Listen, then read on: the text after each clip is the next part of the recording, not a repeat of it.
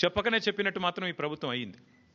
ఎన్ని రోజులు కాళేశ్వరం కూలేశ్వరం అయిపోయిందని వాగిన నోళ్లే ఇవాళ అదే కాళేశ్వరం నీళ్లు తీసుకొచ్చి హైదరాబాద్ ప్రజలకు మేము గోదావరి నీళ్లు అందిస్తామని చెప్తున్నారు అంటే ముఖ్యమంత్రి కానీ ఈ ప్రభుత్వం కానీ చెప్పకనే చెప్పినట్టు అయ్యింది.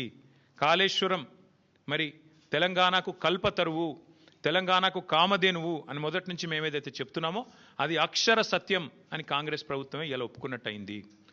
అట్లాగే ఒక నెల రోజుల కింద అనుకుంటా మా భువనగిరి యాదాద్రి జిల్లా గంధమల్ల రిజర్వాయర్ కూడా ముఖ్యమంత్రి గారు శంకుస్థాపన చేసి భారీ సినిమా డైలాగులు కొట్టినారు. అక్కడ కూడా నేను పూర్తి చేస్తాను అని. ఎక్కడికి వస్తున్నాయి, ఎక్కడి నుంచి వస్తున్నాయి గంధమల్లకి నీళ్లు? అదే కాళేశ్వరంలో అంతర్భాగమైన కొండపోచమ్మ సాగర్ నుంచే కదా దానికి కూడా నీళ్ళు వచ్చేది.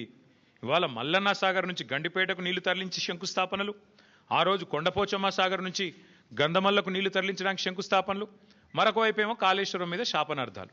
ఇంతకంటే అరాచకమైన, ఇంతకంటే సిగ్గుమాలిన ప్రభుత్వం ఈ దేశంలో ఉన్నదా అని అనక తప్పడం లేదు.